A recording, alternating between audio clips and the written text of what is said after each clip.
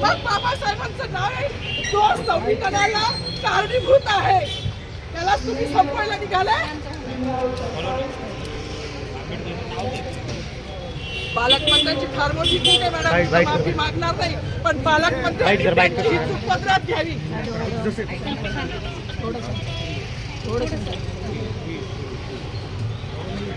मला मीडियाशी घेणं नाही मॅडम, मला सस्पेंड केलं, मी वाळूचे गाड्या उपसी, मी माती काम करीन, पण बाबासाहेबांची ओळख पुसून येणार नाही. मला सस्पेंड करायचं करू शकता मॅडम. बाबासाहेबाला संपवायचं काम करायचं नाही. 26 जानेवारी 15 ऑगस्ट मध्ये मी नाही मानत, पण लोकशाही मॅडम तुम्ही सुद्धा संविधानामुळे आहात, पालकमंत्री सुद्धा पालकमंत्री संविधानामुळे आहे.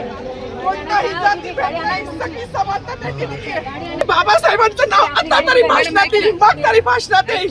ज्या लोक संविधानाला लोकशाहीला कारणीभूत नाही त्यांची नावं वारंवार घेतली गेली, मग जो संविधानाला कारणीभूत आहे तो प्रजासत्ताक दिनाचा जो मानकरी आहे त्याचं नाव भाषणात का नाही.